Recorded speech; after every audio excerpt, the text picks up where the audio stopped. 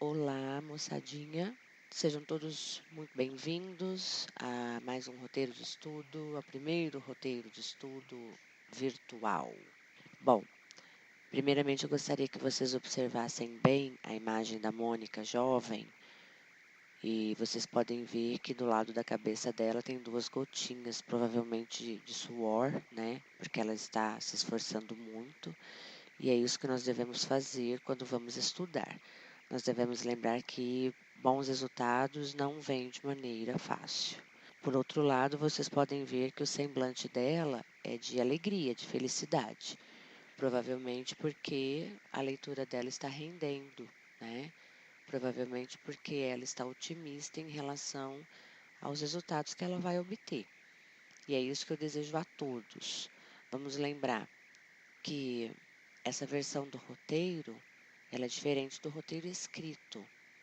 E independente de qual roteiro você vai seguir, no momento do estudo você precisa de muita paz, você precisa de um ambiente bem tranquilo, para que o seu estudo realmente possa render e oferecer um bom resultado, que vai ser a sua nota na prova, ok? Bom, então vamos começar. Primeiramente, vocês devem ler a peça A Cabra e o Burro. Esse slide que vocês estão observando agora, ele está na página 8 da apostila.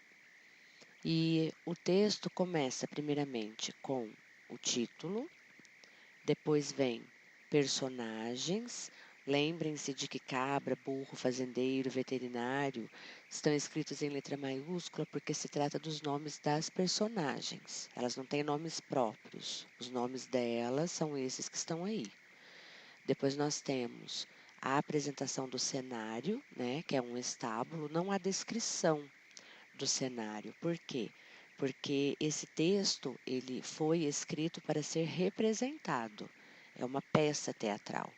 Então não há descrição, não há narração. O que há são explicações e informações que são importantes, por exemplo, para os atores e para a equipe de teatro que vai representar essa peça. Então, nós vemos aí alguns termos, algumas frases que estão escritas em negrito e observem, por exemplo, na frente do fazendeiro, da palavra fazendeiro, nós temos o verbo cantarolando entre parênteses. Ele está escrito em itálico e em negrito, que significa justamente o quê? Que o fazendeiro, a fala dele é uma canção.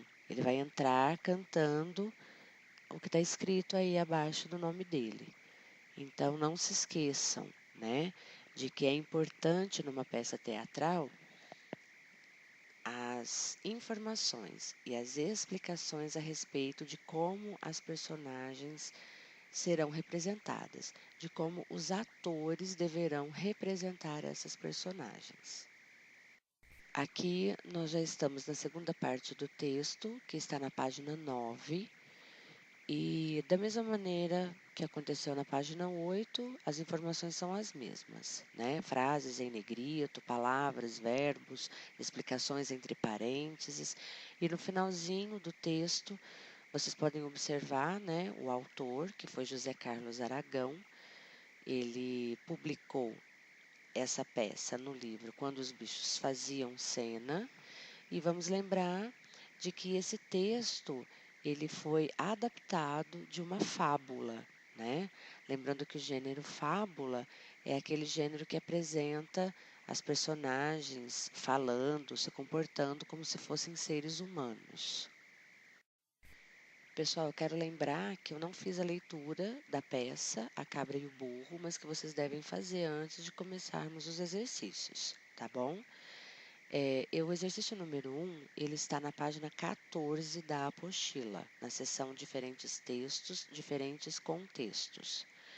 E o exercício está perguntando qual a intenção de autores de peças teatrais. Então, nós devemos lembrar de que a peça teatral, antes dela ir para o palco, antes de uma equipe de teatro representar essa peça, ela foi escrita. Então, obviamente, a pessoa que escreve uma peça teatral A intenção dela é realmente de que alguém produza essa peça e apresente essa peça num teatro, tá bom? O exercício 2 está perguntando a qual tipo de público essa peça, a cabra e o burro, se destina. Então, como nós já falamos, a peça A Cabra e o Burro foi um texto adaptado de uma fábula. E geralmente a fábula, não que adultos não gostem de fábulas e não leiam fábulas, mas geralmente as crianças se encantam com as fábulas, justamente porque as personagens têm comportamentos, né, como os seres humanos, e a fábula também apresenta uma moral no final da história. O exercício 2 do slide anterior, ele está na página 15 da apostila, e este exercício número 3 também, na página 15 da apostila. E ele apresenta uma análise, um estudo da conjunção e. Então, nós temos aí na frase: fazendeiro deixa as vasilhas de ração diante dos animais e sai. Então, o e, ele está apresentando aí uma ideia de duas ações, duas coisas que o fazendeiro faz, que é deixar as vasilhas e depois sair. Então, tomem cuidado, porque a primeira alternativa fala assim: a palavra e indica a ordem em que o fazendeiro realiza suas ações.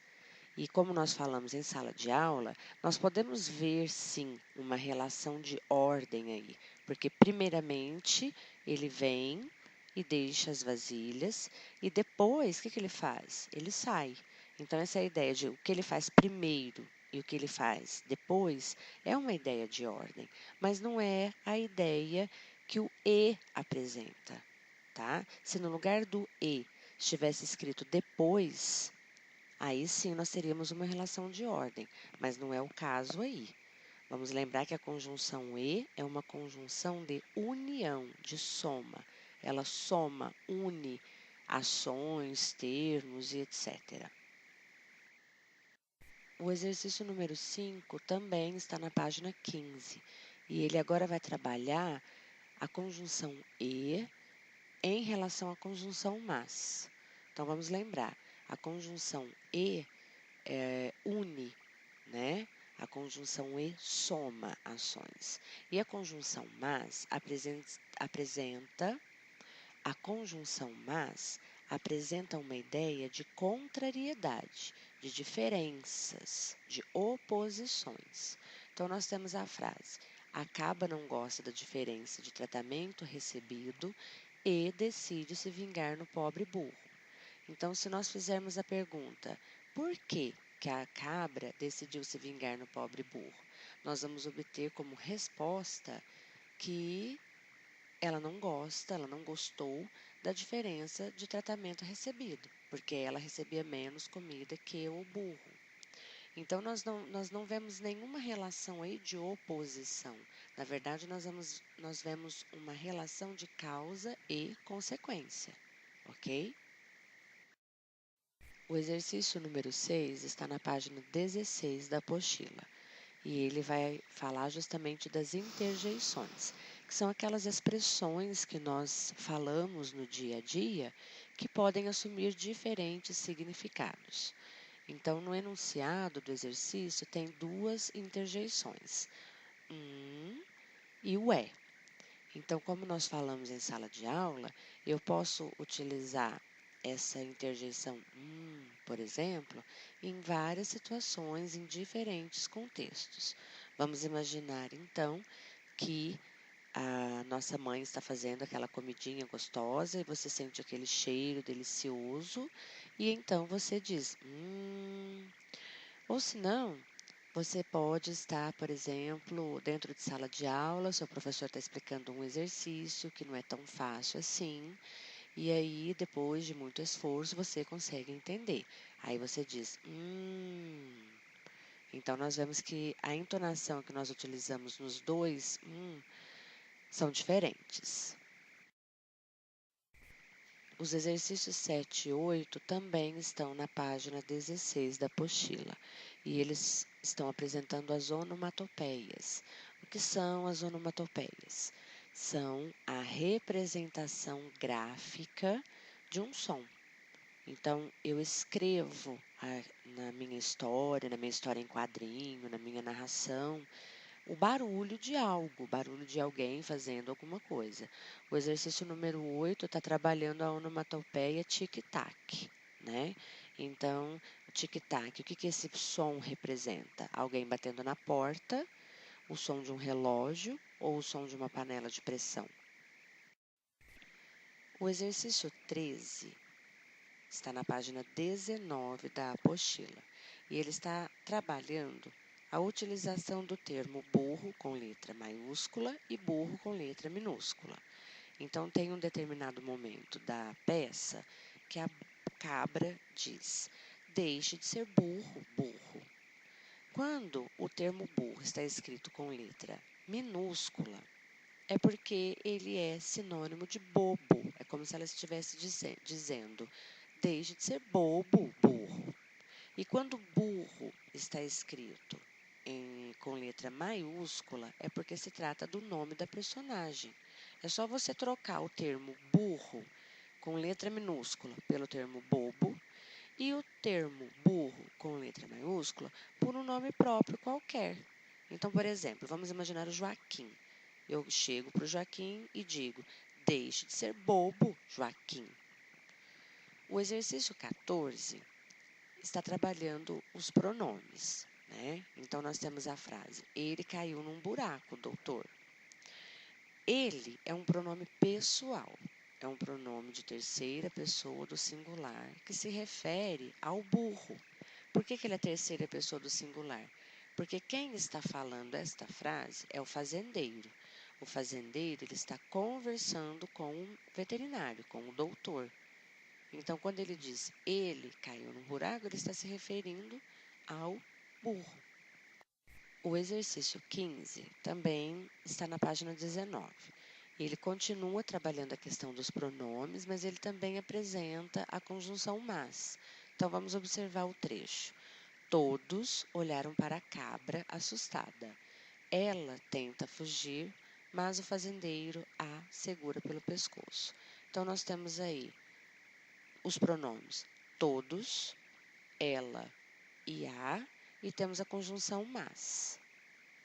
Então, o exercício é muito simples, ele pede para que você analise o trecho e escreva a qual termo da oração esses termos que estão em negrito se referem.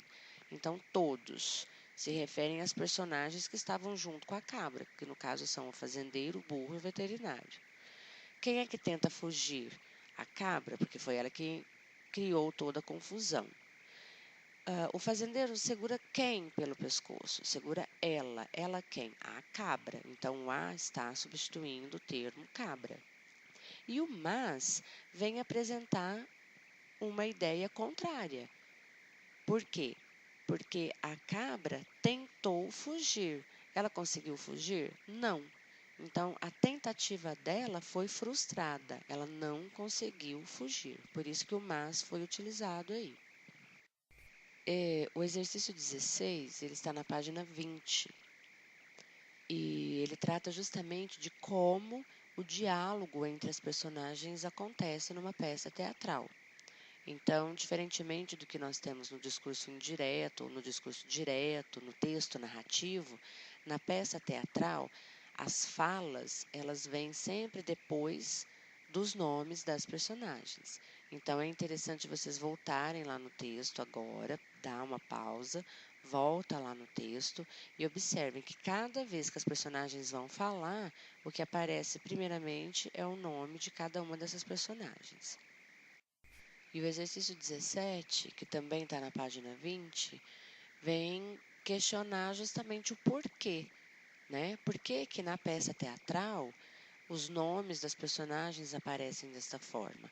Porque desta forma fica muito mais fácil para nós identificarmos quem é que está falando, uma vez que não há narrador para nos introduzir a fala da personagem.